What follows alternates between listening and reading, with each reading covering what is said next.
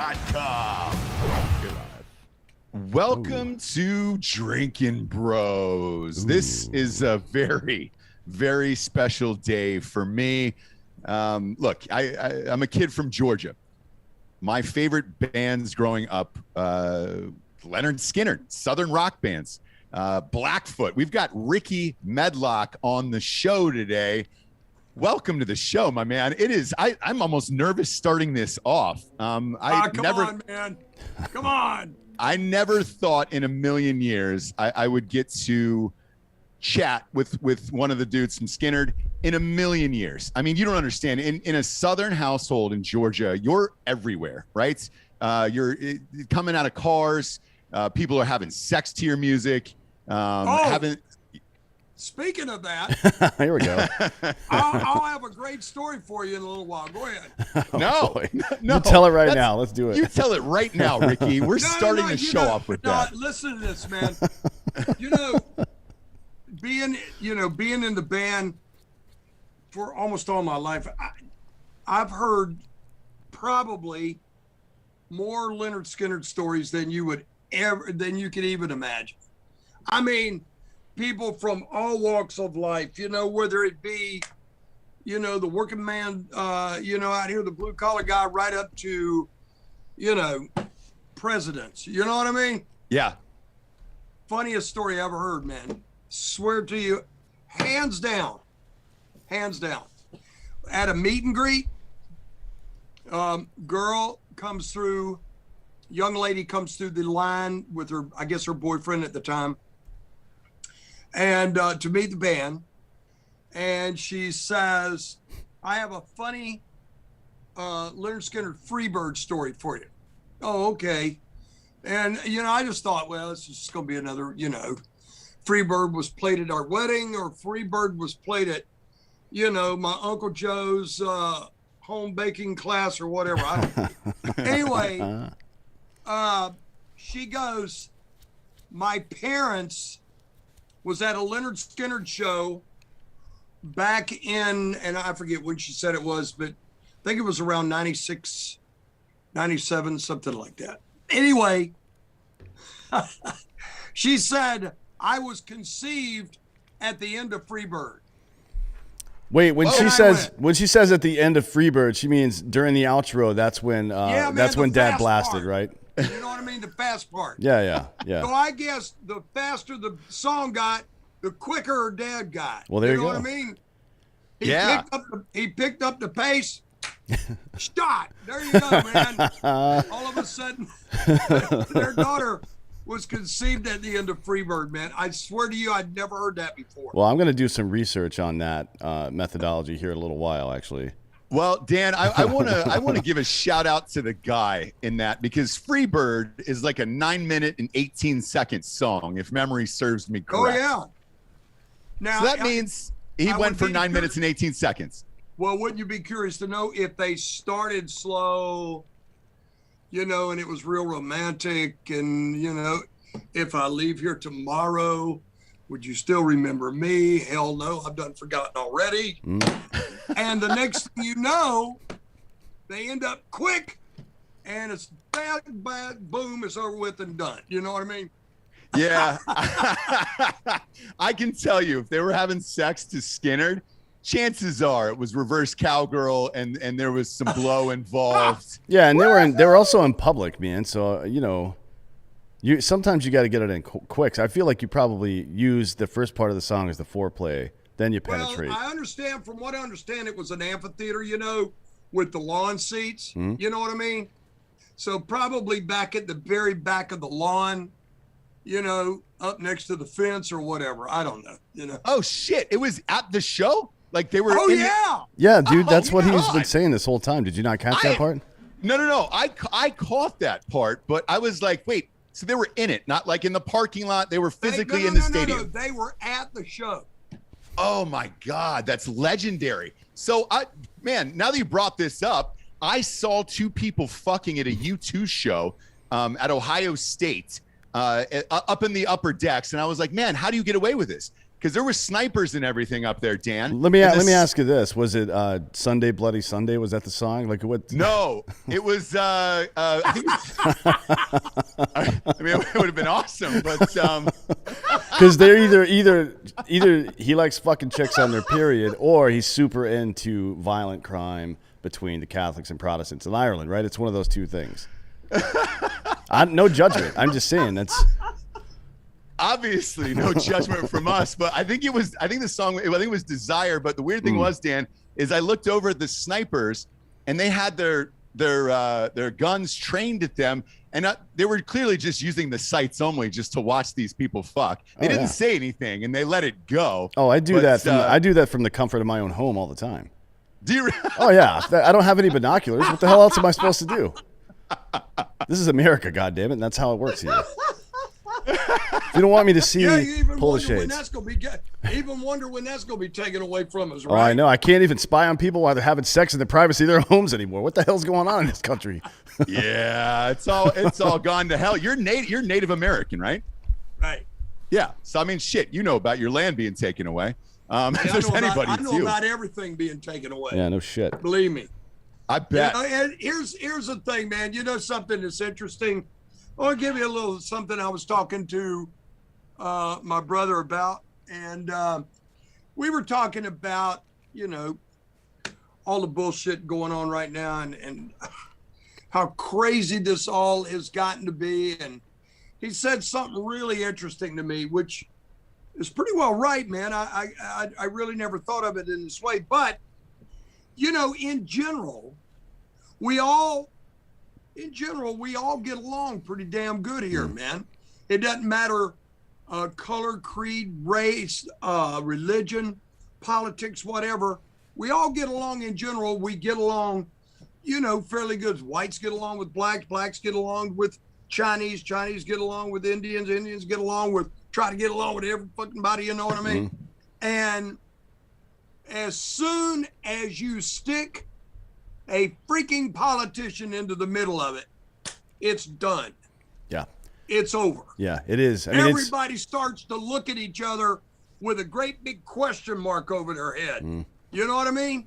It's weird. I've got two things to say on that. One is that I have a brand called APAC. It's all politicians are cunts, and I'm very proud of that because I believe it. They're some of the worst human beings that exist on earth. But you're certainly right about people getting along. So if you take those people from all those different ethnicities and nationalities and creeds and all this other shit, and you put them in a stadium rooting for the same sports team, for example, they will get along because they're rooting for the same thing, right? We think we've gotten to this point with intersectionality in our society where we're trying to divide ourselves down to the least common denominator. We should be looking for the greatest common factor. What is the one thing that will unite large groups of people? You know what I mean? That's what we should be looking for. Right. Instead, we're looking in the other direction, and the result is obvious. Like, why would we expect it not to divide us further? It doesn't make any sense to me, but here we are. Well, right? you know something, man. Look, it's no secret. I'm 71 years old now. Okay, and I'll be really honest with you. I believe, I was born in the most magical times of this country. I was born in 1950. Grew up in the 50s and the 60s, the 70s, and as for music, it was amazing. Music was amazing then. Freedom was amazing. I mean, I thought that we all got along pretty damn well. And then all of a sudden now, I look at it, and now we've come into something that this guy here, this old boy here, I don't even recognize. I don't even know, I can't even remember. I can't even recognize if it's someplace I actually came from. You know what I mean? Yeah, it's more than just depressing, and it's more than just infuriating. It's actually embarrassing.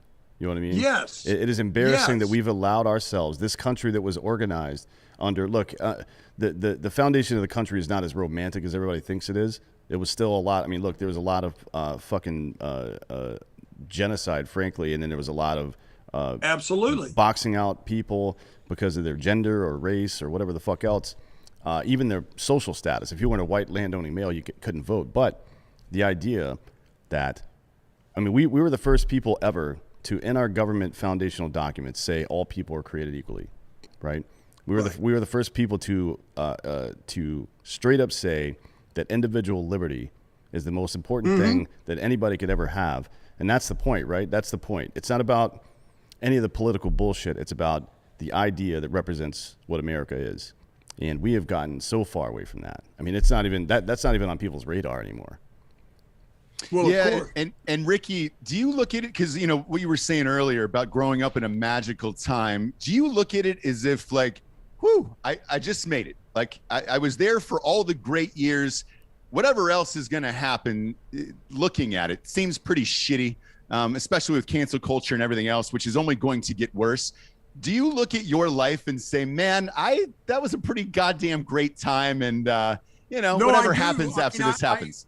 No, I do. I mean, you don't know how many times I've had discussions with, you know, just the band members and my immediate family and stuff like that about how, you know, I came into a world and it wasn't perfect. I understand that. Nothing is ever perfect, okay? But when I looked around me at this country and I looked around at other worlds, and then when I was able to go and play other places and experience other countries, when I'd get back to the United States, I go, whoa, wow. You know, boy, have we got it made here, man. You know, we got it made in the shade. Now, I'm not so sure now. You know, of course, I haven't been out of this country now in quite a while since the lockdown, but, you know, from people I'm hearing from elsewhere, it's just in turmoil everywhere, all over the place. And I do feel like I got in at the right time. And, you know, something else I really believe, you know, the generation before me, you know, they were saying that the guys that marched off to World War II was the greatest generation ever. You know, they went to battle. They fought for this country, for what this country believed in. They didn't want it taken over by these other foreign, you know, lands that wanted to infiltrate their beliefs in on us. And I've watched a lot of documentaries lately during this whole COVID lockdown. And I've always been into history, but I got some history lessons even more by watching a bunch of documentaries. And I look at it and going, well, that generation ahead of us, our generation now, and the generation right behind me, there's the three generations. To me, that's the last of a dying breed. That next generation on down the line, man, I'm not even sure about. Yeah, I mean? It's certainly a good point. So you say it's certainly not perfect, and you're right about that. Even in the very beginning, it wasn't perfect. It was deeply flawed. But the idea itself, we still believe to be perfect. So when you take on a new task, if you get a new job or take on a new project, you have a plan of execution, and it is your goddamn job to make it that way. Right. It's your job and our job collectively to make it perfect, right? If you have a good plan and it gets fucked up, it's because we fucked it up. It's not because the plan was bad. So we have failed horribly, and it seems like most people aren't even trying towards that goal anymore. They're just trying to figure out. So at some point, it became trying to figure out your own life and feelings instead of trying to make everybody else's life and life better, right? I mean, that's the whole point of. Otherwise, why have a country? Just go live on your own and take care of your own shit. The reason we got together in the first place was like to flex our collective will and do the best for the most amount of people. That's the whole point of government in general. And we don't do any of that shit anymore. I mean, but people are still getting conceived at Lynyrd Skynyrd concerts, so there's hope, right? Well, sort of. Well, I went to your farewell concerts in 2018. Did you guys wrap that up? Are you coming back after COVID? No, we gotta understand something.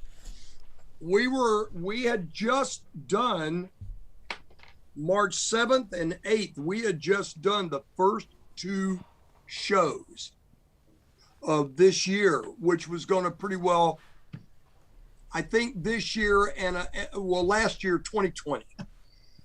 that year and this year, 2021, maybe half of this year would be the rap. Okay.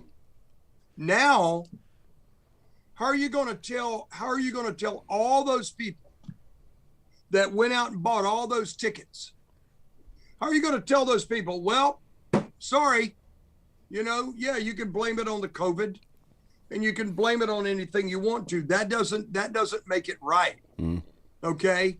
What makes it right is for the band to be able to somehow get back to being able to make it right for the fans.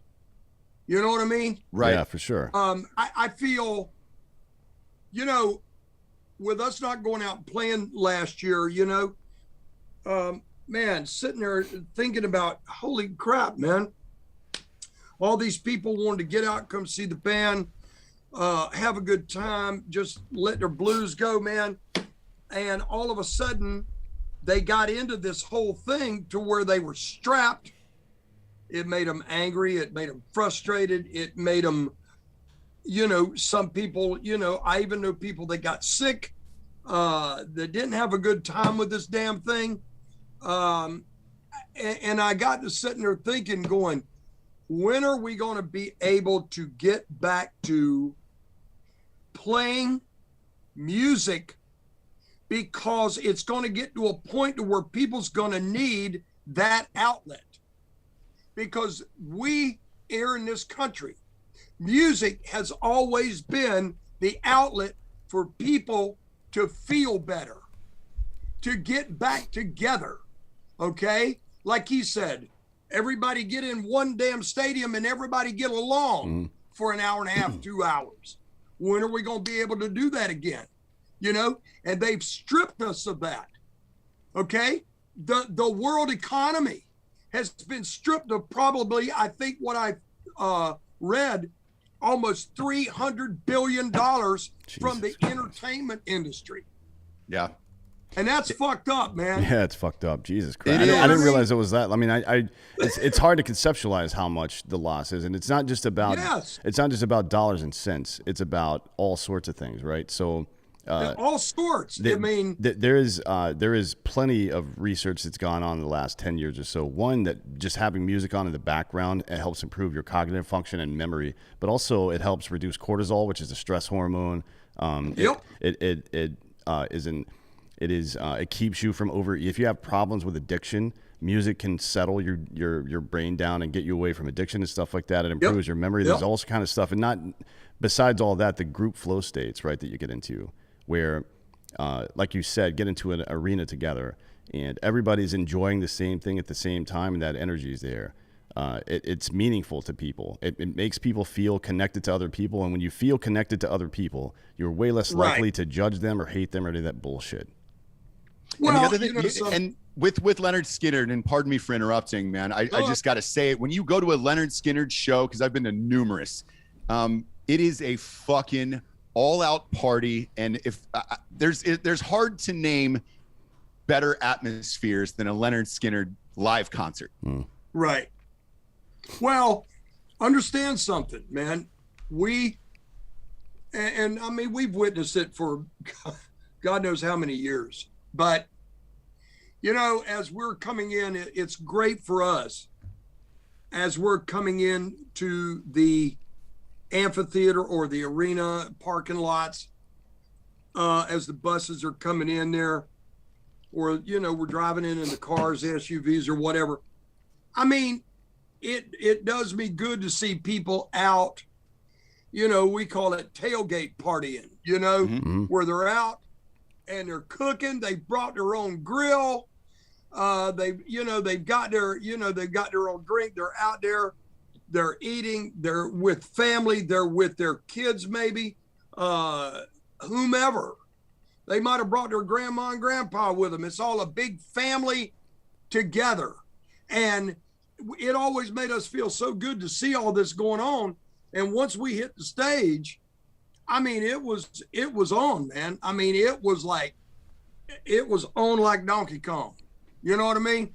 And for us, it just made it, man, it made it so well worth staying on the road and going through everything that we normally go through, the routine every day and all that stuff, just to walk out there and see those faces smiling and going, and looking at you going like, holy crap, here they are. Seriously, it's They're hard. really It's gonna be hard to be angry with fucking Freebird playing. I mean, honestly, if people were in a verbal argument right now, people were shouting across the room at each other, and then Freebird came on just on the radio, everybody was stuff like, oh shit, it's fucking Freebird, man. I mean, that's kind of a goofy story, but it illustrates the power of music and how it brings people together, right? And it's well, I got to tell you something, you know. I never took, not one time did I ever take, going out there every night and looking at that arena and looking at everybody's faces. One night, I never took that for granted. I always, you know, I had promised Gary many years ago, man, when I got back with the band, I promised Gary, I said, Gary, I'll be here till the very last note and Freebird is played, you know? Mm-hmm. And making that promise, I never took it for granted. You know, I always wondered, is this the last night? You know, is this the last note? And it kept going, and we kept going, Well, on the 8th, we played, you know, we played here in Florida, up in Lakeland, and we struck that note, and we already knew that the virus was starting to hit. But we went out and did those first 2 shows anyway. And I remember playing Freebird that night, and we ended Freebird. And I remember walking off stage going, well, has my word came to fruition, you know? Has this been really it now? Right. You know? Yeah. And it's, I mean, you guys were one of the very few that actually did that extra 2 or 3 shows after. Like Post Malone was another guy. Ross was actually at one of those shows. He stayed, and he took a lot of heat for it too. But we took a lot of heat. I'm sure, yeah. But you have to balance. You have to balance. It's a risk versus reward. Look at the consequences, not just about the financial stuff. Look at the consequences of having people isolated by themselves. We've never been more divided as a country ever since the Civil goddamn War. You know what I mean? There are consequences to these actions. You know, what I mean? If there was any other way we could have dealt with this, other than locking people indoors for months and months at a time, that should have been the first option. It shouldn't have even been a question. Hey guys, check this out. So you're looking at a guy with a pre-existing respiratory illness. Okay, I've got basically one lung. I've got a messed up respiratory system called bronchiectasis. Well, when I got back home, my gal is up in Memphis at our other place up there. And she is up there looking over her parents who are elderly. And, you know, she was up there. Now she sings with Kid Rock. She's one of Kid Rock's singers, Stacey Michelle. Okay. So she's up there. Well, on the 7th and 8th we played, and I came home, and the band Skynyrd was supposed to fly to Fresno, California the following weekend, and then play Reno, Nevada. Then I was going to fly back to Memphis. Well, that didn't happen. So I get stuck here in Florida. She's up there, and here I am sitting here talking to you guys today, 1 year later, and I am just now getting ready to travel up there to see her. No way. So I've been locked down for over a year. Okay? Over a year. And the deal about it is, and not only locked down over a year, I've been at my house with no company, no nothing. No dog, no cat, just me. But I tell you something. Thank God for FaceTime. Yeah. You know what I mean? But the deal is, you learn something about your inner strength when you're in a situation like this. Because I'm watching all this news come out about this, about people with underlying health issues and underlying this. It's a big risk, and it's this. Well, you sit there and you go, well, what the freak am I going to do now? Mm-hmm. You know, what am I going to do? Then all of a sudden, I get to reading about all this stuff, and as the months go by, then I go, whoa, wait a minute. Am I trusting all this bullshit? You know what I mean? And I got to tell you, all of a sudden, a year later, I've learned a lot about my inner self, my inner strength, and I made it. You know, I with a doctor, with the doctors that I got, man, I'm kicking butt right now, and I'm getting ready to travel for the very first time in over a year up to Memphis, and I got my protocol down, bros. I know how I'm going to do it. I'm not worried about it, and I'm getting the hell out of here. Have you had the vaccination yet? Fuck no. So let me ask you, because there's not enough data for it or anything else, or no, I've read all the data. I've read all the data I need to read. Let me tell you something, man. There is all these different reports. I understand that given a gung-ho, they're for it. Whoa, I'm for it, man. Pump that juice in me, boy. I'm ready to go. Guess what? It doesn't keep you from getting the virus. It might keep you from getting it so bad that you won't die. Okay?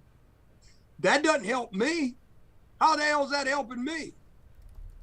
If I got it, I still could kick the bucket. You know what I mean? I thought, when you got vaccinated, it was going to keep you from getting whatever you're being vaccinated for. Yeah. But that ain't the case. All right? So what I'm doing is waiting a little longer. And at some point, we got to wait and see what is forced on us.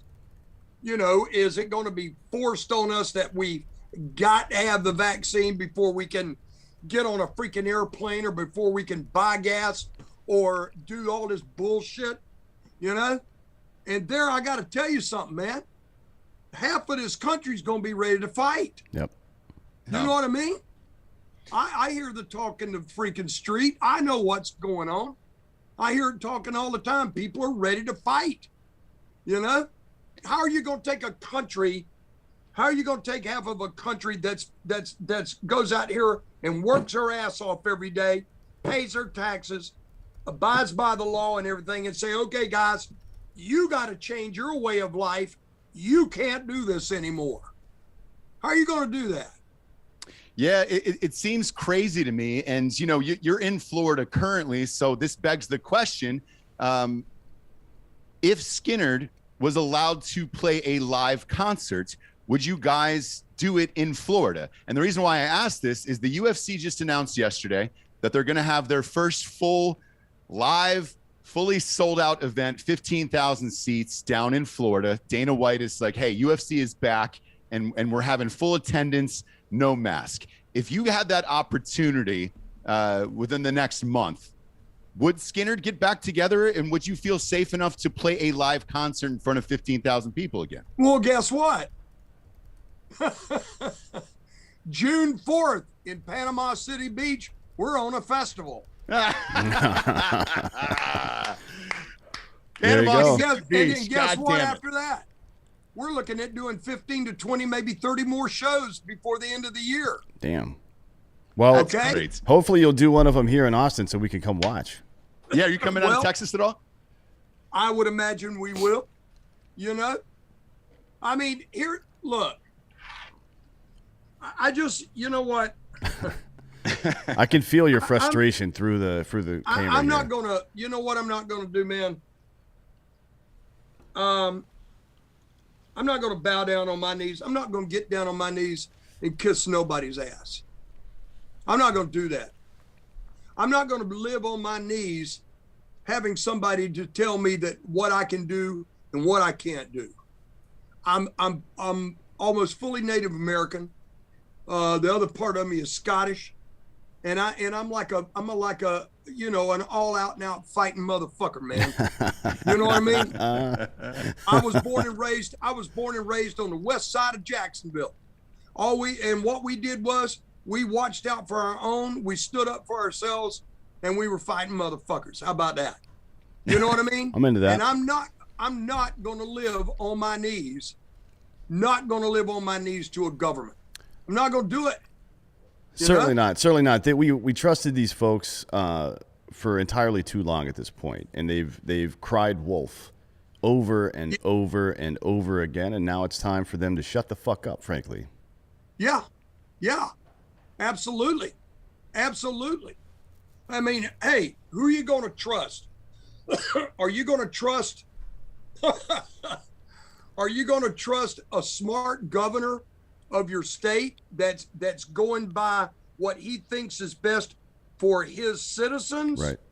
Or are you going to trust Dr. Fauci? Right. Or am I going to trust Mayor Adler here in Austin, who, told us one thing and did another? Am I going to trust the mayor of Nashville, who hid the results of studies they did to show that bars and restaurants were not the super spreaders we thought they were? Are we going to trust these people that have lied to us over and over? I mean, it's the governor of New York. Yeah, the governor of New York's another one. Asshole. Well, he's got a higher kill count than I do now.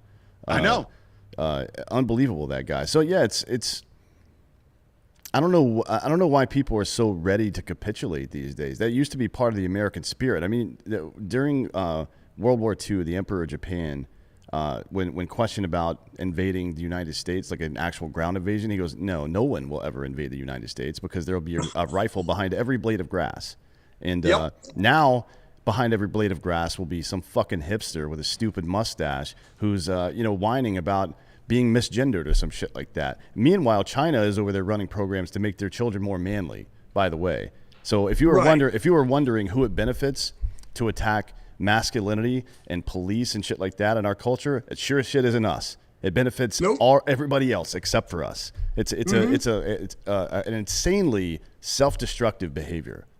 You know what I mean? It's like we're standing on the edge of a glacier, and we're chipping away at the edge of it, and we're standing on the wrong side. Like we're literally knocking the ice out from under us, and we're getting ready to drown pretty soon, and we don't see it. Well, you know what, man?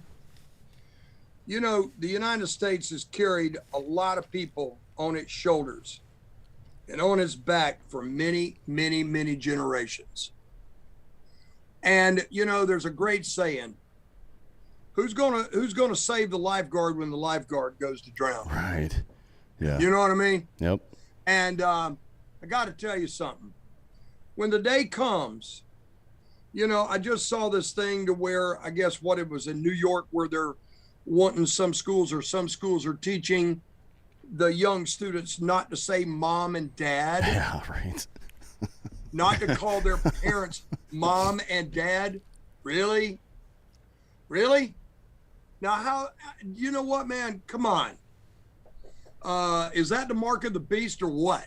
Yeah, it really is, man. Yeah, frankly, on this show, Dan and I have been all done with this bullshit forever. Well, I was done with it before it got fucking started. You know what I mean? Like everybody likes to rewrite history in this country, but please try to remember that even January 29th, when the major announcements started coming out about this, the one thing we knew was that fat people and people that were over 65 were susceptible to this shit, and most other people weren't having a whole lot of problems.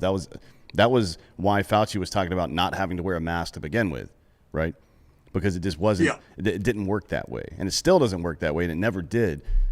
I understand what the government does. They think because they're a bunch of elitist cunts that these people are too stupid to take care of themselves, so we have to scare them into doing the right thing. That is a fucking sadistic way to think about governing people. And if you're doing that, man, you're fucked. I mean, there's not a greater form of malicious control than that, in my opinion. That's like, it damages people's psyches because now people are afraid. And anytime anybody's trying to make you afraid of whatever, they're trying to control you, right? Mm-hmm. Fuck that. That's not what America's supposed to be. Yeah, right. I mean, like, you'd like to die on stage playing Freebird, I bet. The last notes of Freebird and then kick out rather than some COVID shit where you're just like, man, I stayed in my house for a year. I didn't get to see my girl. You should be on stage right now. Yeah. I mean, you know what? Skynyrd, by hook or crook, we're going to play. Mm-hmm. You know what I mean? We're going to go out we're going to go out and we're going to play. And, you know, the rest of whatever can kiss our ass, man. I mean, that's basically it, you know. I'm looking forward to getting back to it with the band because the band needs to play. That's what we do. You know, the thing is, one of the reasons why the farewell tour was created, you know, Gary had succumbed to heart problems about 15 years ago and underwent very serious, you know, surgery and all that kind of stuff. So I guess it was in 2017.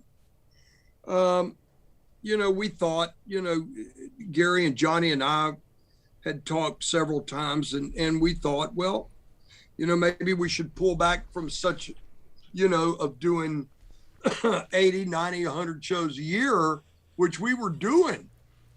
And so that's how the farewell tour, it was farewell to the all out and out staying on the road every year. Right. Touring. That's what it was created for.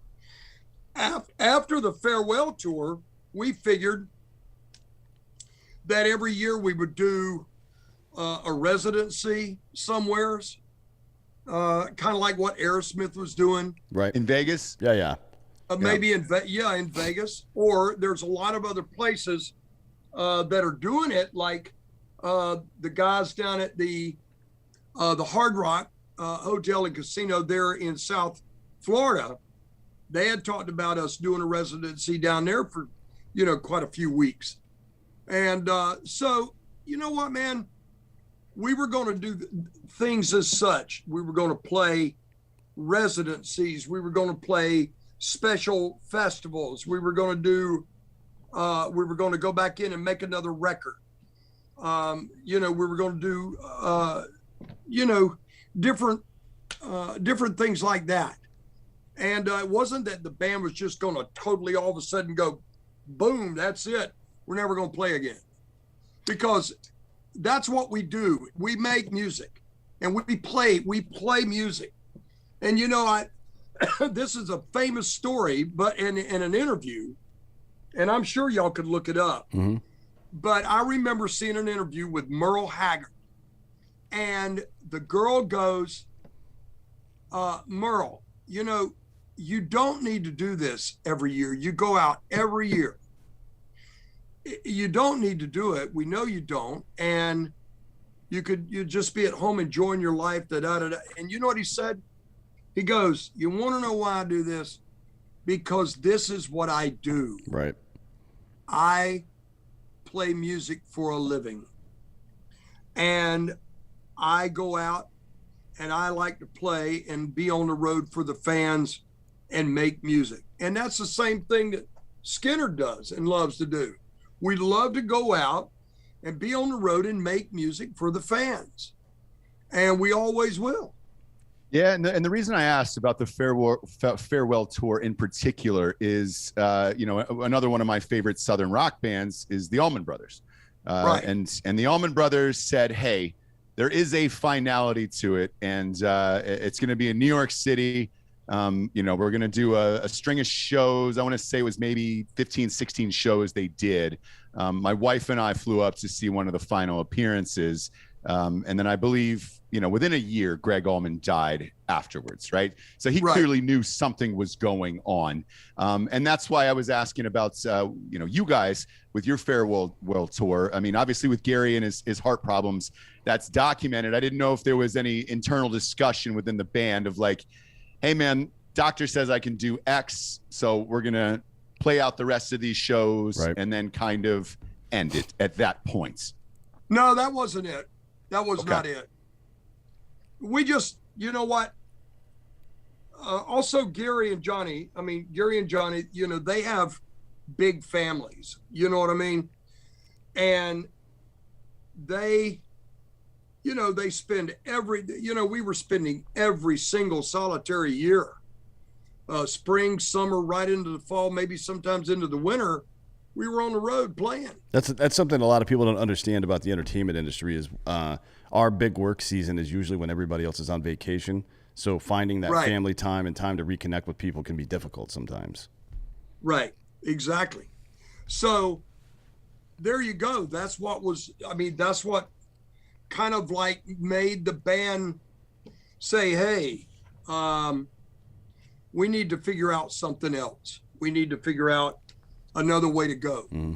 And that's what we did. But now we got to figure out another way to go, because the only other way to go is to get back out there and make up a lot of lost time and a lot of lost music. Yeah, look, I for one can't wait and see you guys get back out there. One of the best live shows ever. Skynyrd is one of the very best of all time. It really is. I mean, there's like 4 generations of people alive right now that are fans of you guys. That's crazy. And that can still play well, Dan. Like that, there's the difference behind behind it, right? Yeah. Some of these guys, they're trotting out, and they just don't have it, man. They don't have the energy, the voice, anything else. No, Right. they're propped Skynyrd up. still They're has propped it. up Yes. like Joe Biden right now. Yeah, exactly. Yeah. The Rolling Stones still has it, man. Like, dude, Mick still runs full pace for 3 hours out there. I've never seen anything like it. I don't know how he's doing it, to be honest. I think he might be a cyborg, to be honest. Like the level of energy that man has right now it's fucked up. I mean, he's out of his mind. Go ahead. I got to tell you, man, Keith Richards is like one of my all-time favorites. Mm-hmm. People always ask me, why Keith Richards? I go, look, the guy, okay, granted, he's not the Eddie Van Halen, and he's not the Eric Clapton or Hendrix or Jeff Beck or Jimmy Page or whatever. Like the Yardbirds, basically, is what you just described. People forget that band was like every great guitarist of that generation almost, except for you. But, anyways. Yeah, but look at all the iconic riffs that he's come up with that starts one of their songs. Mm-hmm. That from the time it comes on, you know who it is. Right. And that's Keith Richards. Yep. You know what I mean? Well, to me, I just love Keith Richards. I've been a big fan for almost ever. And I got a theory about Keith, and I hope people don't take this wrong, but this is my theory. I think that Keith passed away many, many years ago, and God just forgot to tell him. Or he was too stubborn to accept that. Yeah. Or one day God's gonna all of a sudden wake up and go, hey, wait a minute. I just ran across this guy, Keith Richards. I forgot to tell him. You know what I mean? St. Peter's doing it. St. Peter's auditing heaven. He goes, wait a minute, we're missing a guy here. What the hell is going on? They're missing 2. I just saw Prince Philip get out of hospital this morning in 99. He looked like he was dead in the back seat. He's looked like a vampire for 30 years, though. Crazy. Crazy. I tell you what, we're going to pivot out of the COVID bullshit and go back to the magical times. Because Dan and I have this running debate on the show of the best music came out of the 60s and 70s. I lean towards the 60s. Dan leans toward the 70s. You were in the heart of it all. What made that generation so special for music? I'll tell you. I'll be real. I mean, I'll be honest with you and tell you, first of all, every song that can be written has been written today. Mm-hmm. You could put a brand new song out today and you'll listen to that song, and at some point, pardon me, in that song, you're going to go, wow, that sounded like, right. Or that guitar part sounded like. Everything back then was brand new. Like, all the chord structures had not been explored. All the riff writing hadn't been explored. All the lyric writing and the melodies and so forth and so on had not been explored. Right? So what happened is bands were getting into it and writing, and it was evolving out of 3 chords. And all of a sudden, out of 3 chords, it was 4 chords. Out of 5 chords, they used the whole spectrum. Or, in other words, it was virgin territory for rock and roll. It really was. Yeah, now, it makes sense now, when you say it. Yeah.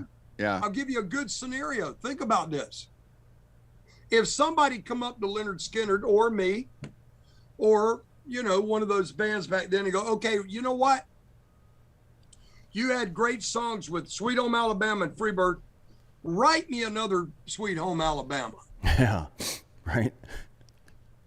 Well, how are you gonna overkill a song that is as iconic as that? How are you gonna overkill Train Train? How are you gonna overkill Freebird? Mm-hmm. You can't, nowadays there is no such thing as a hit record anymore. There's a hit download, maybe. There's a hit, I don't know, streaming or whatever. Right. But for a DJ to get on the radio, put the record on and spin that record, and all of a sudden the phones light up and you've got a hit, they don't make that anymore. Right. Yeah. You know what I'm saying? Yeah, there's no question. So people listen to such a variety of music too. Like if a new in 1974, if a new Lynyrd Skynyrd album came out, pretty much everybody's looking forward to that. You know what I mean? These days, well, think about something, guys.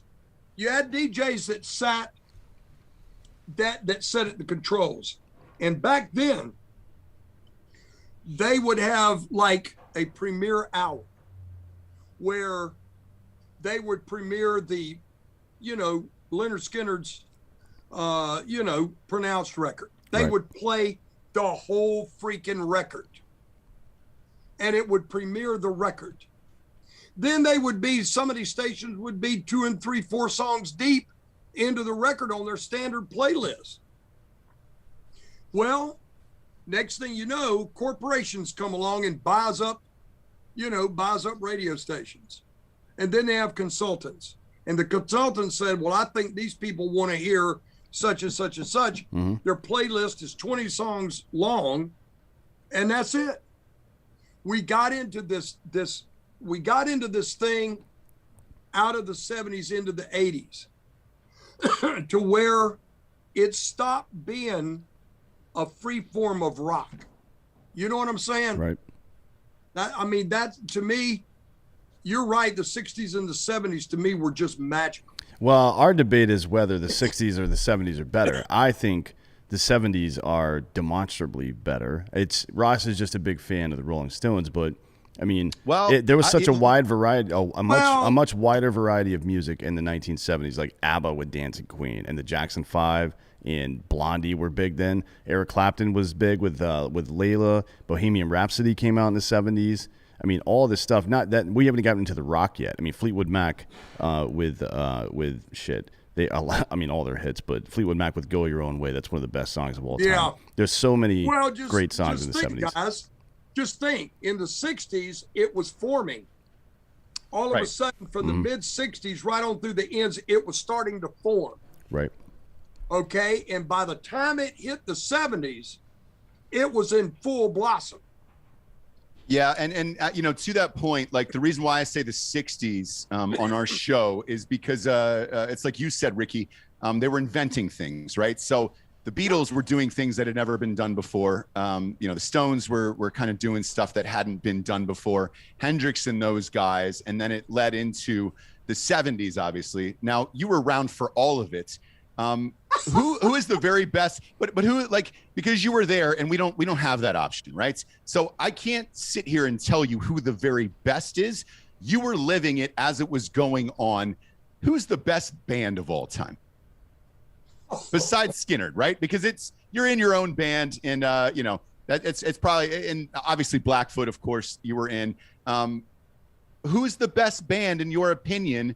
Looking at it now, all these years later, like if you're looking back and they said, Ricky, gun to head, you gotta tell us who the best fucking band is of all time. Who is it?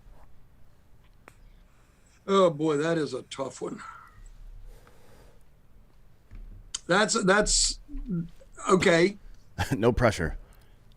Well, it's not that it's pressure, because being in a band, being in two successful bands myself, I took a lot of influence from quite a few bands to make my own thing, to do my own thing.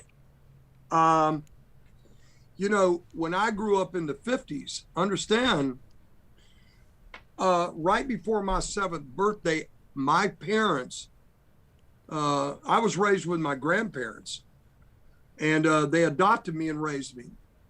And my granddaddy was a touring musician at the time, was on television on a local show that went out all over the Southeast. And when he wasn't on that, he was touring either with his own band or guys or pretty well-known musicians out of Nashville. So he was a busy man. But I ended up getting the chance because my dad knew people that had gotten to see Elvis, had gotten to see him at his hotel to sell him a song they had written. And he got the song, lo and behold, recorded it later on, and it turned out to be Heartbreak Hotel. Wow. Well, they gave the lady, her name was May Atkins, and she gave my dad 3 tickets to the Florida Theater to see Elvis that night.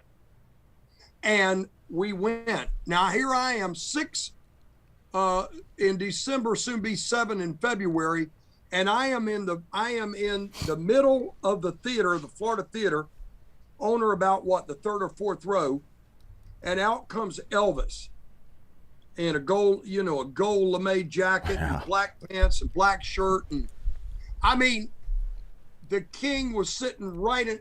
I mean, here I am sitting there, he's standing right in front of me, And when we left that night, I remember my old man looked at me, I'm in the middle of the seat between him and my mom.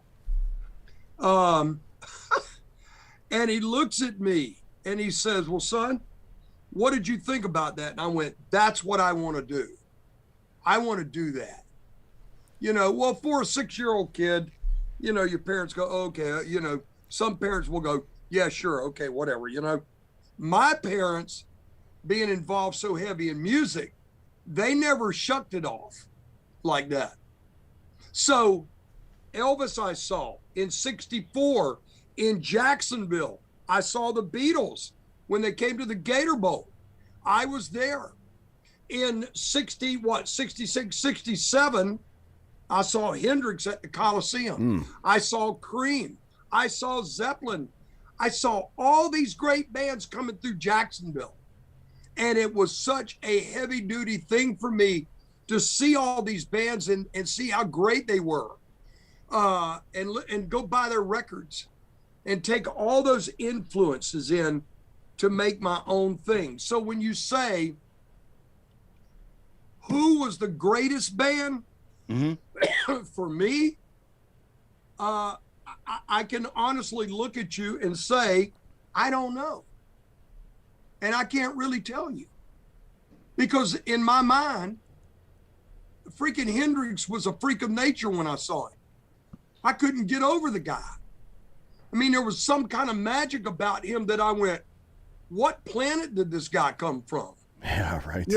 Yeah. But then when I saw Zeppelin, I was like, holy crap, these guys are just unbelievable, And then when I saw Cream, I said the same thing. I mean, it was mind-blowing to me, But I honestly can't look at you guys and honestly say that, I have what I think is the greatest rock and roll band ever to come along. I don't know how to answer that. I'm at a loss for words. I could give you my top 5 or my top 6, which I've just probably named, along with, Van Halen. But I couldn't tell you my very, very favorite band. I can't do that. Well, since you brought up Van Halen, are you going to go David Lee Roth or are you going to go Sammy Hagar in that? I like both, actually. I just think it's two different bands. So when people ask me that question, I always say I like both, but for different reasons. Like if I'm listening for I don't know what you would call it, like the power ballad style, obviously I'm going with not David Lee Roth. Let's be real. If I'm going for the party, I'm going for David Lee Roth. Let's be real about that, right? So, well, I agree with that. I mean, I think that David, no doubt about it, was the ultimate showman. Mm-hmm. I mean, he had the showmanship, and I think that David, that's what he thrived on. You know, being, as far as a vocalist, everybody has said it, and I think he's even said it. He wasn't the greatest vocalist of all time, but boy, what a showman he was. Whereas Sammy, now you're talking about a great vocalist and an okay showman. You know what I mean? I mean, that to me, you're right. I agree with that. They were just two different bands. Well, when you're talking about Van Halen, which one strikes you first, I guess? The original. There it is. There it is. There was some kind of, boy, I got to tell you, when the first time, I mean, back in the day, Blackfoot, I mean, we opened a couple of times for them, and there was something raw and undisturbed about when they came out and when they came on. It just was just like unbelievable.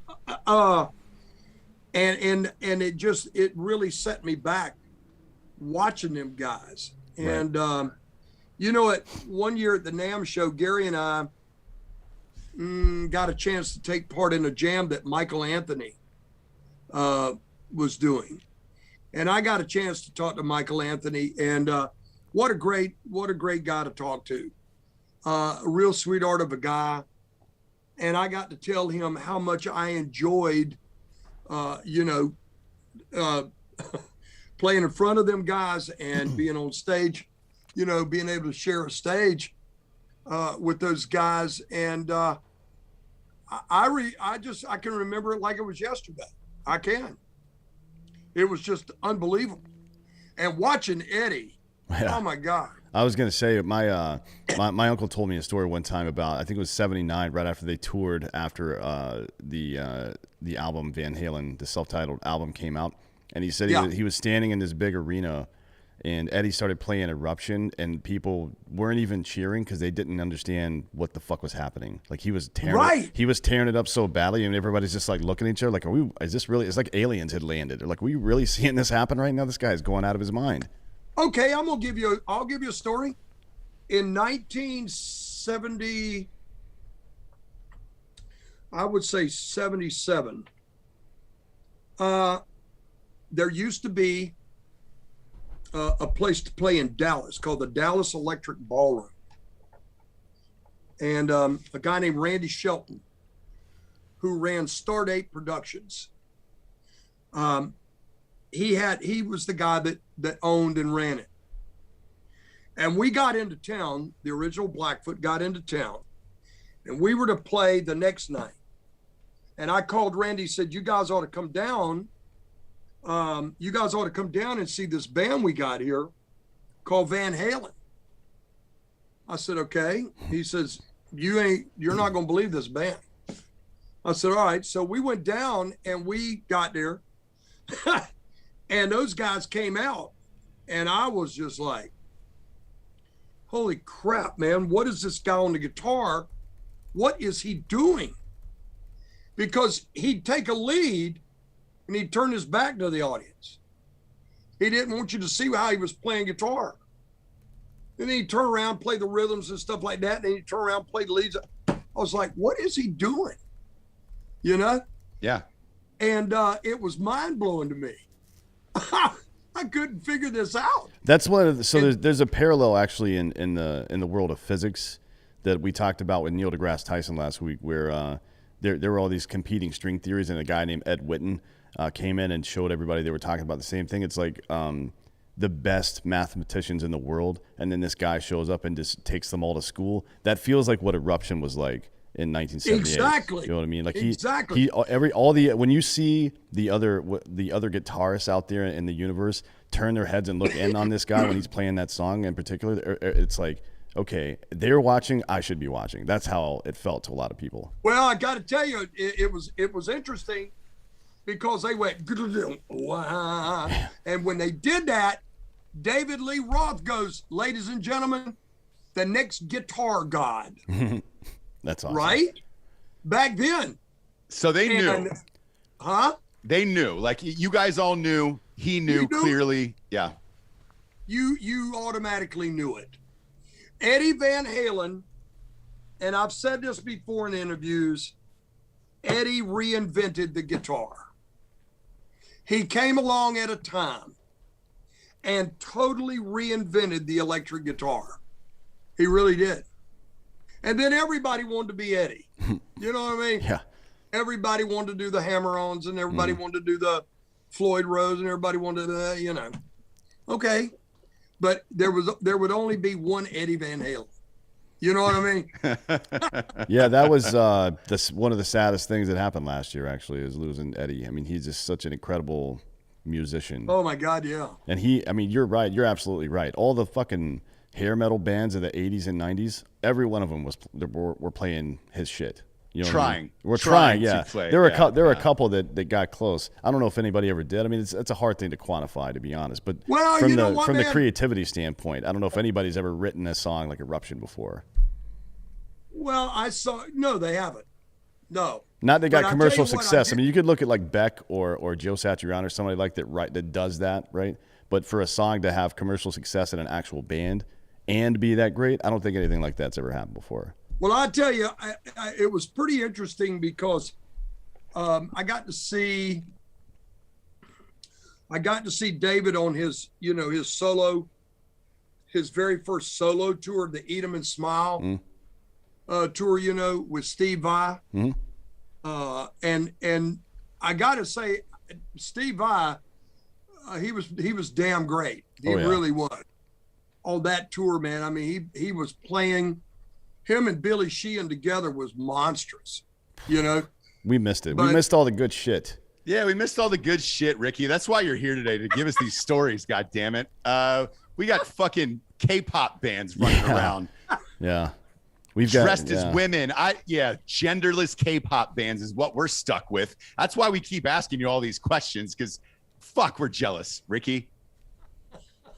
That used to be a thing, by the way. When we were kids, you didn't grow up and start listening to the music that was out for kids. You grew up listening to what your parents listened to. You know what I mean? I don't think that's a thing anymore. No. I don't know too many parents that listen to hip hop, And but I got to tell you, man, it's funny because I have a daughter, and she is 29 years old, and she's amazed at some of the stuff. I mean, she's, her dad plays in an iconic, actually he has played in two well-known bands, and, she asked me stuff about, music, and my gal, even though she's a guitar player and has been in the music world all her life, pretty well much. And, has sang with a lot of prominent people. We talk about the 60s and the 70s. And, now if you ask her what her favorite rock band is, I'm pretty well sure she would probably tell you Led Zeppelin. She loves to listen to Zeppelin. And, but you know what, man, I feel very blessed and fortunate that I did come along at a time and was able to experience, the things I experienced. And little did we know, I mean, this is the most interesting deal. Little did we know how blessed and fortunate that we really were at that time. We didn't know. And only till now, since I've turned 50, I guess, that I'm able to look back and and see it for what it is, and realize, man, that boy, I really had it made back then, you know? Yeah, and that it raises my curiosity. If there was anybody since you were 50, right? Let's just take it that age since you said it. Has there anybody since 50 that you've looked at their band and said, all right, that's a great band? Because I'm trying to think of it now. That's the last 20 years. You know, Pearl Jam. Shit. Well, for me, it's obviously Lamb of God. I think they're the best, I guess, 90s plus 90s onward metal band of all time, because it's just been so consistent. They've got like 8 studio albums, and they're covered in hits. But like heavy metal like that, death metal or whatever you want to call it, isn't really. It's become wider in time, but it's still kind of niche, right? It's not like Lynyrd Skynyrd, like I was saying earlier. Every fucking body was waiting for that record to come out. Only maybe a tenth of the entire music consuming population is waiting for Lamb of God to come out, for example. You know what I mean? So it's just different. Like bands that actually play instruments aren't really getting that much play this year. Or this? Yeah, they're not. They're not at all. So who is there any bands over the last 20 years that you've been like, all right, those guys are good? You know, it's interesting. I liked, actually I did like, I actually liked Soundgarden. Because I thought the singer, Chris Cornell, yeah, he's great. I mean, I thought the singer was, to me, was probably one of the best singers I had heard in a very long time. And then he went on to do, you know, out of Soundgarden, he went on to do another band, you know, the other bands that he's been involved with. And, you know, to me, Chris was just one of those unique individuals that had that voice that you could immediately recognize. And I remember we played a festival in Sao Paulo, Brazil. And there were 2 stages. And one stage would be here, and if you looked across the site over about, you know, 200 yards or so, the other big stage was set up. And I remember before we went on, all of a sudden the guy over there at the other stage introduces, ladies and gentlemen, please welcome Chris Cornell. And I went, say what? You know? And he walked out with an acoustic guitar right by himself in front of 88,000 people. Jesus Christ. And the guy sat down and he started to play all these songs that I'd heard him play with, you know, with Soundgarden and his other band that the name slips me right now. Temple of the Dog. Well, that was the one they did with Pearl Jam, but there was what's the other band, guys, that Chris Cornell was in? He took part of Rage Against the Machine and formed a band. Yeah, it was the guitarist from Rage. You know who I'm talking? Yep. Huh? Yeah, it was the guitarist from Rage. Who is it? Yeah. Anyway. Audio Slave. Audio Slave. There you go. Yeah, Audio Slave. And the deal is, I heard Audio Slave and just, I loved it. You know, I mean, it was raw, it was heavy, and Chris Cornell's voice made the band. If it would have been maybe somebody else, then it wouldn't have been as great.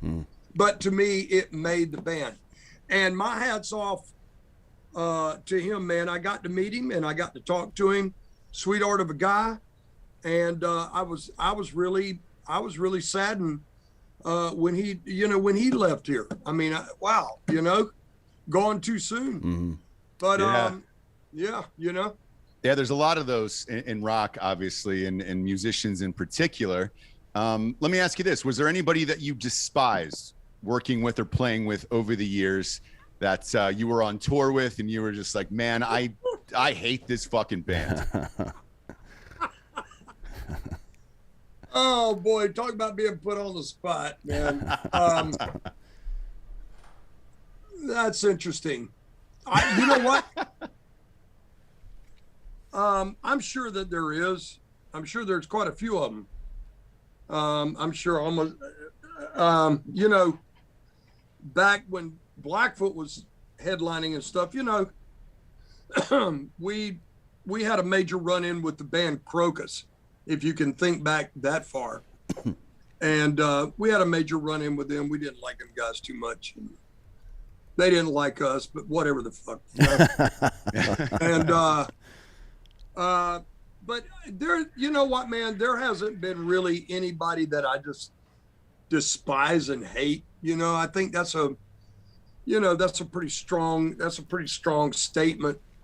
And then if we despise somebody or we didn't like them, if they didn't like us, then, come out in the parking lot, we'd settle the shit, And that's the way that's the way we always did it. Meet us behind the arena and we'll get this shit done, But did that ever happen? Did you go behind the arena with somebody? No, they never wanted to contest that. No. They never wanted to meet the boys from west side of Jacksonville. You know what I mean? Since you were talking about your girl being a backup singer for Kid Rock, we did a show with Kid Rock a few months ago. Great guy. We really enjoyed him. We're doing another event with him in Nashville in the fall as well. What were your thoughts when he wanted to use a Skynyrd song for All Summer Long? Well, it was interesting because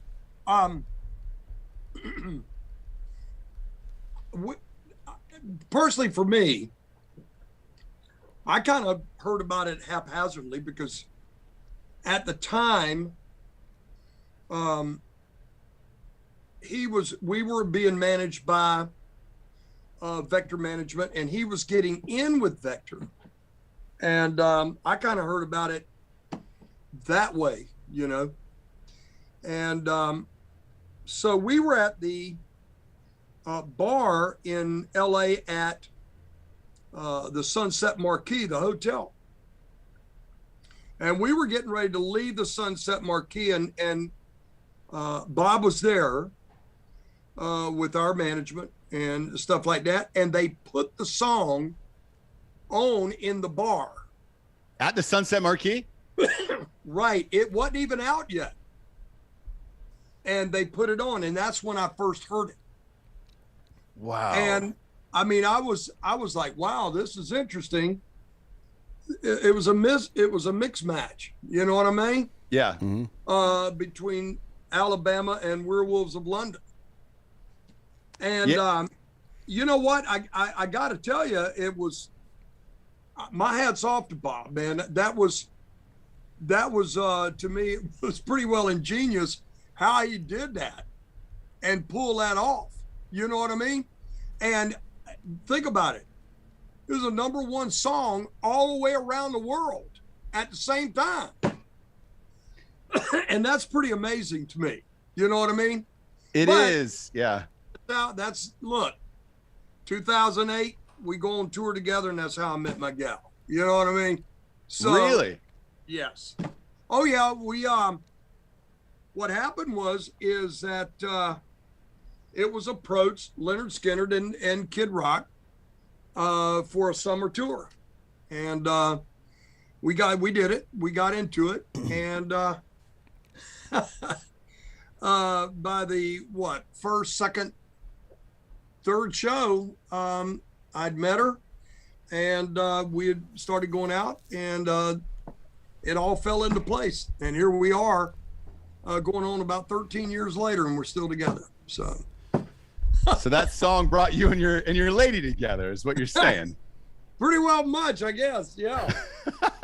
Well, I mean, that's an interesting thing. You remember that movie Speed, where at the end of it they kind of jokingly said that relationships often get started, or whatever. I'm paraphrasing, obviously, through some kind of traumatic event. I think it goes the opposite of that as well. The inverse of that is true. A lot of not only like romantic relationships, but a lot of like just personal relationships in general with lifelong friends begin at some incredible thing. Like you might have been at that Eddie Van Halen or that Van Halen concert and saw Eddie play Eruption for the first time, and you and this dude you don't know look at each other like, what the fuck is happening? And then 10 minutes later you're getting a beer together, and then 25 years later you've been friends for 25 years.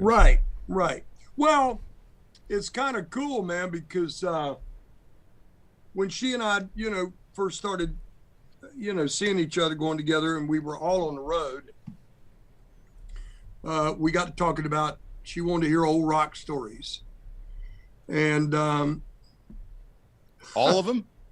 Well, she was like, I think she can kind of guess a lot of them, you know what I mean? But I was notorious for, whatever. Anyway. That was very diplomatic. But here's what's interesting. This kind of sealed the deal, with us seeing each other, because I found out that one of her favorite bands at the time with a favorite singer was the Staple Singers, because she's a very bluesy, gospel-y.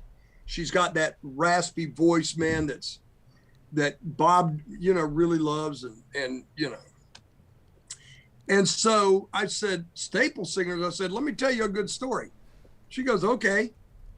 And this was the true deal. When we were in Muscle Shoals recording a record, I got invited by Jimmy Johnson, that was producing the record, to come and sit and watch a session. And it was on the day that the Staple Singers recorded I'll Take You There. Wow. And I was sitting in front of the console in that little recording studio in Muscle Shoals, Alabama, Muscle Shoals Sound, watching it all go down. And Stacy was like, you were there? And I went, yeah, I was right there. She goes, oh my God. Well, that sealed the deal. That was it. Yeah, that was it. There So, you go. by the way, I'll Take You There, another song written in the 70s. Ross, get fucked. Yeah, no, I get it. I'm fine with it. Like, it's a onesie twosie Kobe Jordan type sitch. I'm okay with it. Since you brought up Muscle Shoals, I watched that doc, about Muscle Shoals and that studio in particular that you're talking about. What I couldn't figure out was why Muscle Shoals. Like, again, I'm from Georgia. Like, that's a weird town, Muscle Shoals. Why was there such a collection of interesting artists recording there specifically? Well, you got to understand what ended up happening in Muscle Shoals was that originally the Muscle Shoals Swampers, the rhythm section, started at Fame Studios. And a lot of your R&B artists were coming to Fame, back in the day. Wilson Pickett and people like Aretha and all those artists like that were coming there to record. Percy Sledge, When a Man Loves a Woman, had been recorded there, and it was a hit song. And they were churning out at Fame. They were they were churning out some hit songs. Well, Jerry Wexler, the head of Atlantic Records, he approached Jimmy and them about starting their own recording studio, and if they did, he would bring all the Atlantic artists to Muscle Shoals Sound to record records. Thus, you ended up, guess who was on Atlantic? Rolling Stones. Right. Aretha Franklin. Right? Right. Wilson Pickett. All those great artists. Then what happens? You get other artists such as Bob Seger looking at it. Then you got Rod Stewart looking at it. And all of a sudden it just started to fall in place. And they were churning out hit after hit after hit. Yeah, it was a factory. It's such a strange town in Alabama. I was like, man, why there out of all of those places? But obviously when you talk about it, it makes sense. It had a soulful, you know what, man? It's just like people ask me, what was it about Jacksonville? Of all these bands that come out of Jacksonville and had success, what was it about Jacksonville? Well, you could say the same thing about Muscle Shoals. What was it about Muscle Shoals? It was a time in history that was meant to be. It just happened. There's no figuring it out. It wasn't something, that was calculated. It just happened. And all of a sudden it happened. A lot came out of it, and then it was gone. And, just like Muscle Shoals had a run of success, the next thing you know, it's gone. California has the hair bands for years. Yep. Next thing you know, it's gone. Then the grunge comes in up in Seattle. They had a run, it's gone. You know what I mean? Yeah. Yeah. No, it makes sense. Let me ask you this. We're just talking about the documentary and everything. Have you guys been approached as a biopic for Skynyrd and everything that's going on? Because, I mean, there's endless crazy stories and all of that. Has there ever been, producer that has approached you from Hollywood about doing a biopic on Lynyrd Skynyrd? Yeah, but you know what, man? There's been so many documentaries made about Lynyrd Skynyrd that people thought they knew the story and got somebody to make it. Gary, Johnny and I participated in a documentary made about 3 years ago that I thought was right on it. It premiered on Showtime. And honestly, pardon me,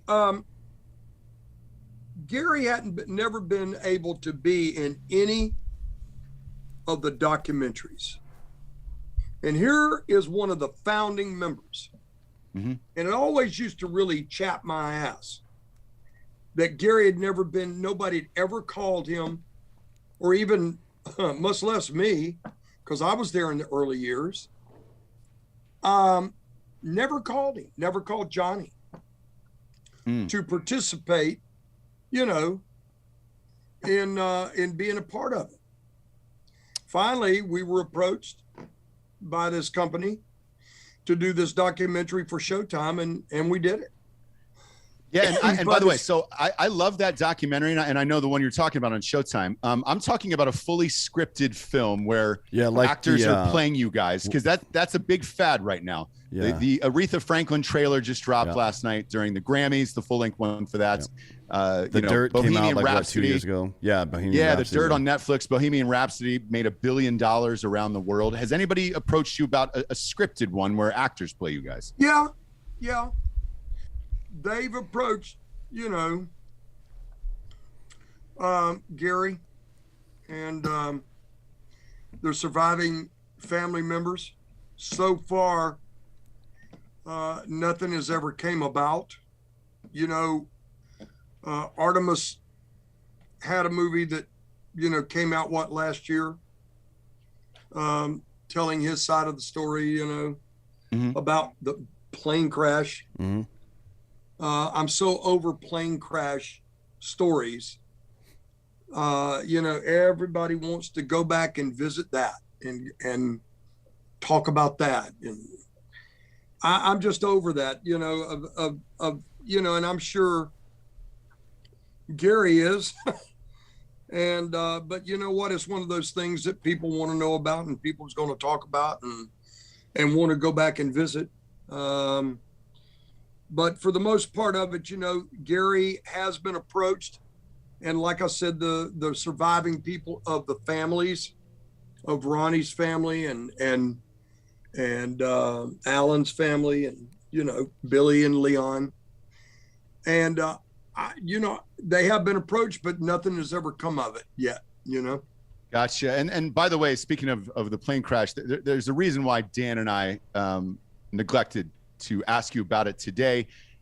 Dan's in the military. The last thing you want to talk about is your friends dying over and over and over again.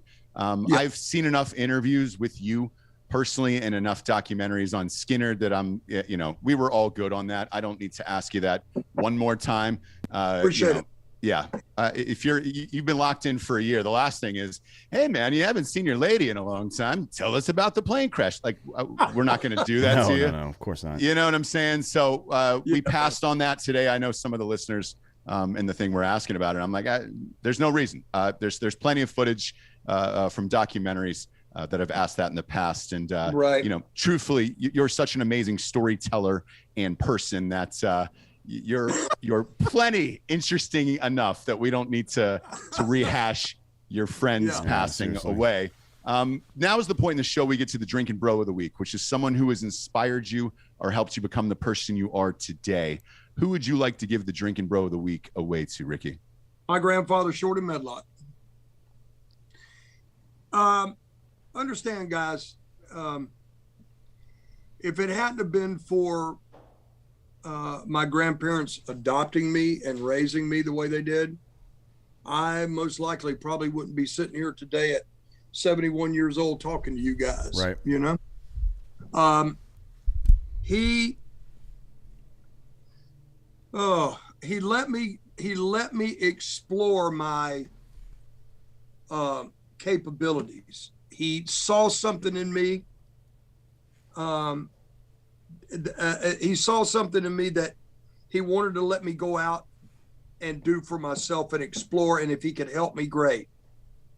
And I'm forever grateful and thankful to both of them, and him especially, being the musician that he was much more, and I've always said this, he was far more talented to me, far more talented than I ever will be. He could play almost every instrument of his genre. And not only could he play it, he played it great. And I wanted to emulate him, but he gave me some great advice early on. He said, don't try to do what I do. Do your own thing. Do what you do. And stick to one or two things and you'll be the better for it. Well, I did. I stuck to guitar.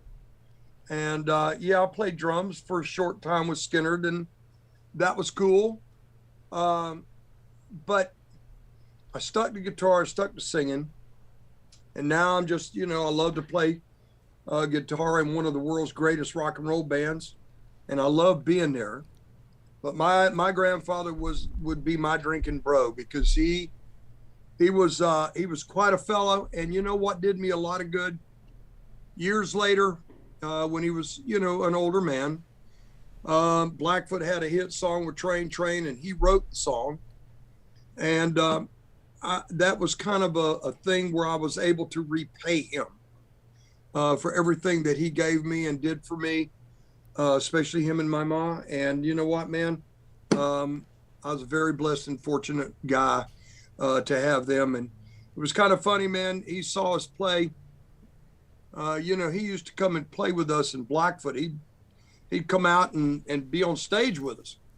And I've got beautiful pictures of him with us in Blackfoot at the Fox Theater and playing on stage. But, I remember one of the very first times he came to an arena and saw us play in front of a massive crowd. I think we were opening for Ted Nugent at the time. Back in the late 70s. And I remember he looked at me and he said, let me tell you something, boy. He said, the day you came out of your mother's womb, God gave you an extra special kiss. And I never forgot that, So he's my drinking bro of the day. Awesome, man. And by the way, Blackfoot was amazing. Train and Highway Song. Highway Song was my fave, man. Thank you. Yeah. Yeah. I'm just a gigantic fan. This was a complete honor for us to have you on today. We really appreciate your time. And I can promise you this, when you guys are back on tour in stadiums where no one's wearing masks, I will bring my wife and I will fuck her to Freebird until completion. Yeah. Okay. I will not pull out. I will not wear a condom. And that will be for you, Ricky. And you're going to hear from the lawn seats me screaming out at the end, Freebird! That's for you, Ricky. And just know that is me climaxing, and that is our special bond now that we're going to take with us, not only through this life, but the next, my man. And this was awesome today. So thank you for being here. Hey, it was an honor to be here with you guys. It really was. And I thank you for inviting me. And I just wish the best for all of you guys. Many blessings to you. And be well. Stay well. And stay safe, man, because it's, I don't know, it's a real bitch out there still right now, you know, so we gotta bully our way through it, man, and make it, you know. I hear you, but I think you're gonna outlive both Dan and I. Oh, so. Yeah, it's definitely me. If it's not all the dumb shit I do, it's gonna be some woman stabbing me in my sleep. So either way, I'm going. Yeah, we're worried about leaving, you know, the world we're leaving behind for Ricky, not vice versa here. So